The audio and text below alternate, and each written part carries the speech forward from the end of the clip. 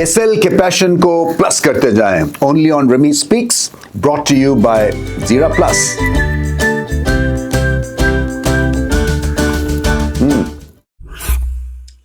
आज पीएसएल का double header था। कॉन्सेंट्रेट हम करेंगे मुल्तान वाले मैच में क्योंकि मुल्तान एक फ्रेश सेंटर है, पिच भी इंटरेस्टिंग है और इतने ज्यादा यहाँ मैचेस भी नहीं हुए कंपेयर टू लाहौर, कराची या पिंडीज। सो लाहौर का जो मुकाबला था वो 200 पे 200 करना था बाबर आजम की टीम को।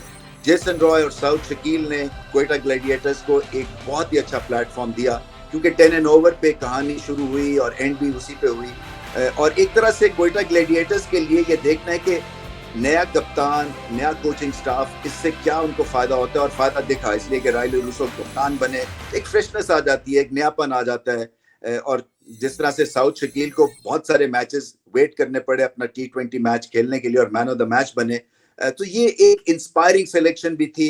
टैलेंट को आइडेंटिफाई किया गया और उसके बाद फिर प्रेशर क्रिएट हुआ ज़ल्मी के ऊपर। ज़ल्मी की जो बॉलिंग है वो उस तरह की नहीं, इनफैक्ट लाहौर में जो बॉलर्स का सही पता नहीं चल रहा है क्योंकि इतनी अच्छी बैटिंग कंडीशंस हैं कि गलती की गुंजाइश ऑलमोस्ट जीरो होती है। बट वो जो पार्टनरशिप जब लगी इस रन चेस में बाबर आजम और साइम अयूब की, वो ऐसा लग रहा था कि शायद 200 पे 200 हो जाए, मगर जहाँ पे साइम अयूब रन आउट हुए वहीं पे एकदम से इनिंग्स नोज डाइव कर गई और बाबर आजम जो कि अच्छी इनिंग्स खेले, मेरे ख्याल से उनको एंड तक जाना चाहिए था क्योंकि एक सेट बैट्समैन की जरूरत होती है कि वो इनिंग्स को साथ लेके चले और क्योंकि इतने ज्यादा अच्छा खेल रहे थे तो 10 एंड ओवर सिर्फ यही अचीव कर सकते थे। ये आउट हुए, फेवरेट आउट होने की पोजीशन ढूंढ लिया बाबर आजम ने, डीप मिड विकेट पे, कभी शॉर्ट मिड विकेट पे आउट होते हैं, लोग इन स्विंग आउट स्विंग पे होते हैं, ये जो है ये मिड विकेट पे आउट हो रहे हैं। बट एनीवे अच्छा खेले और ज़ल्मी को इम्प्रूवमेंट की जरूरत है क्योंकि देखें ये मुकाबला जो था ये 50-50 से बिल्कुल ही हाथ से निकल गया और फिर जीत हुई क्वेटा ग्लैडिएटर्स की। मगर जो दूसरा मुकाबला है कॉन्सेंट्रेट हम उसमें करते हैं। देखिए मुल्तान की जो पिच है ये इंटरेस्टिंग पिच है, यहाँ गेंद रुकता भी है।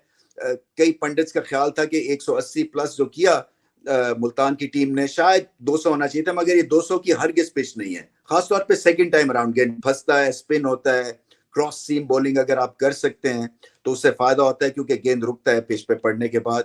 और ये जो मुल्तान सुल्तान्स की चले बैटिंग तो बहुत अच्छी थी मगर जो बॉलिंग है यहाँ पे उनको 5 स्टार मिलते हैं क्योंकि अभी तक इस टूर्नामेंट में सबसे अच्छी बॉलिंग दिखने को मिली, चाहे वो मोहम्मद अली हो या बाकी हो। बहुत ही अच्छा, अब्बास ने भी अच्छी बॉलिंग की, वैरायटी भी है मुल्तान सुल्तान्स के पास, एक प्लान था। और कराची किंग्स एक बहुत बड़ी फ्रेंचाइज है मगर उनका जो बिगिनिंग है वो फिर से एक तरह से डिप्रेसिंग है क्योंकि बहुत बड़े मार्जिन से आ रहे हैं। देखिए कराची किंग्स की जो मिडिल ऑर्डर है ना वो ठीक नहीं है। मिडिल ऑर्डर जो है ना, ओपनिंग तो चले आपने 6 ओवर्स में 60 कर दिया, उसके बाद अगर 1 विकेट 2 विकेट्स गिरती हैं उसके बाद क्या होगा, कहानी तो वहां से बनती है। और मिडिल ऑर्डर में उस तरह की सकत नहीं है। ठीक है शोएब मलिक ने अच्छी इनिंग्स खेली है मगर ये उस तरह का प्रेशर नहीं उन पर डाल सकते हैं कि वो तने तना मैच जितवा देंगे। सो बीच में आके, और नवाज बहुत जल्दी ऊपर खेल रहे हैं, फिर नवाज को एज अ बैटिंग स्टूडेंट बन के अपनी क्रिकेट खेलनी है ना, वो एज एन ऑलराउंडर समझ के अपनी क्रिकेट खेल रहे हैं। जब वो 5 नंबर पे खेल रहे हैं तो फिर एज अ बैट्समैन उनकी सोच भी वैसे होनी चाहिए। ये नहीं है कि वो फुलझड़ी की तरह 10-12 स्कोर करे और आउट हो जाए, इससे आप मैच नहीं जितवा सकते हैं। सो डिसअपॉइंटिंग स्टार्ट था। मैं समझता हूँ कि मुल्तान सुल्तान्स की टीम ऑर्गेनाइज्ड है, इनके कप्तान बहुत अच्छे हैं, फिर रन्स बहुत अच्छे किए, टॉप ऑर्डर जो है वो बहुत ही अच्छा खेले।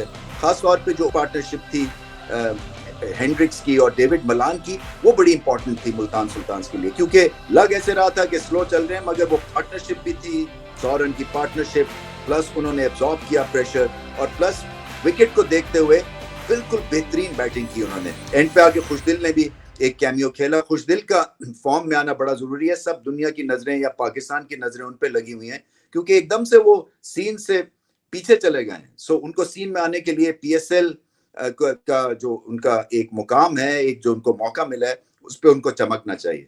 सो ये थी कहानी आज की। मुल्तान में मैचेस इंटरेस्टिंग हो गए क्योंकि ड्यू फैक्टर भी आएगा, पिच भी सेकंड टाइम अराउंड थोड़ी सी टैक्सिंग है और इतने ज्यादा हाई स्कोरिंग मैचेस वहां पे होने नहीं लगे ऐसी पिच के ऊपर। सो बाकी अब देखना है कि लाहौर में क्या मुकाबले होते हैं। लाहौर कलंदर्स को जीतना है, अगला मैच वो कल खेलेंगे। बट ओवरऑल मुल्तान में मुल्तान सुल्तान्स की बहुत बड़ी फतह थी, खास तौर पे उनकी बॉलिंग लाजवाब थी।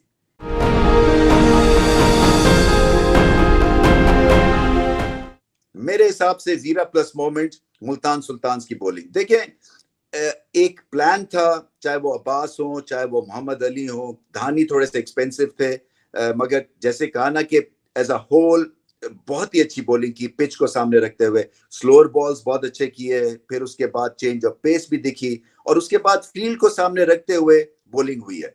सो मेरे हिसाब से जो प्लस मोमेंट है अभी तक, ना सिर्फ आज का बल्कि अभी तक HBL PSL का, वो है मुल्तान सुल्तान्स की आज बॉलिंग परफॉर्मेंस, क्योंकि वो टीम्स आगे जाएंगी जिनकी बॉलिंग अच्छी होगी, क्योंकि ये बैटिंग सर्फेसिस के ऊपर अगर बॉलिंग ध्यान से होती है, यॉर्कर या वाइड यॉर्कर या जिस तरह से भी आप बचने की कोशिश करें, आउट करने की कोशिश करें, उसका प्लान होता है। सो आपने देखा कि दूसरी टीम को बहुत मार पड़ी, और एक दो एक्सपीरियंस बॉलर्स भी थे जैसे हसन अली, मगर यहाँ पे यंग फास्ट बॉलर्स ने दिखाया कि किस तरह से आपको एडजस्ट करना है और किस तरह से बॉलिंग करनी है। प्लस मोमेंट था, बेहतरीन बॉलिंग की मुल्तान सुल्तान्स ने।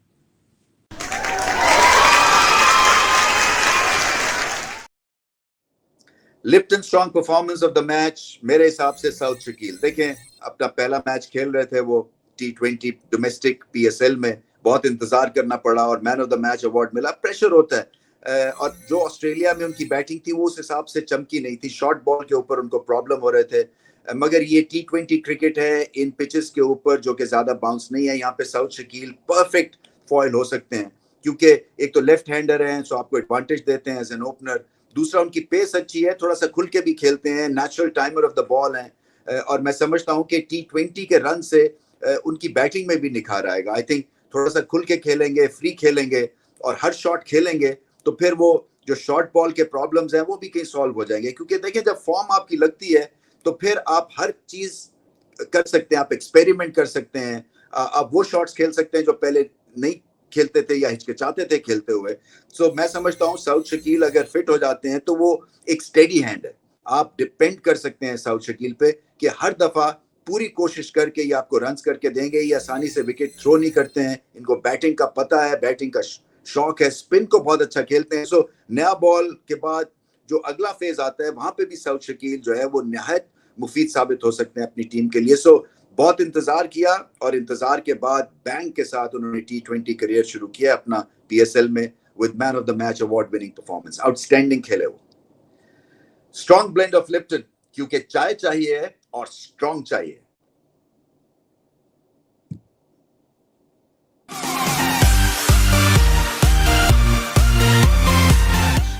गिगली turning point of the match मेरे हिसाब से वो पहले मैच में साइम अयूब जो रन आउट हुए वो टर्न कर गया मैच ऑपोजिशन की फेवर में, क्योंकि बाबर आजम और साइम अयूब की पार्टनरशिप बहुत अच्छी चल रही थी, एक दूसरे को कॉम्प्लीमेंट कर रहे थे, पेस बहुत अच्छी थी, मगर बाबर आजम ने उनको रन आउट करवा दिया।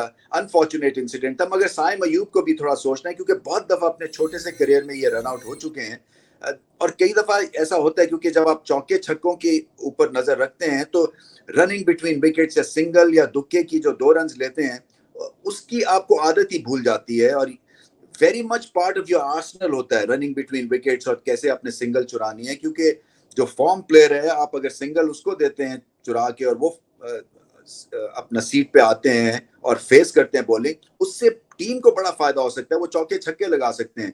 तो रोटेशन ऑफ स्ट्राइक जो है ना, साइम अयूब को समझनी है इसकी वैल्यू क्या है, और कॉलिंग बहुत बेहतरीन करनी है, और यस और नो और अर्ली कॉल करना है, उसमें झिझक नहीं होनी चाहिए, उसमें ये नहीं कि सीनियर पार्टनर है तो मुझे भागना ही है और अपनी विकेट कुर्बान करनी है। बट एनीवे ये जो टर्निंग पॉइंट था ये उनका रन आउट होना था।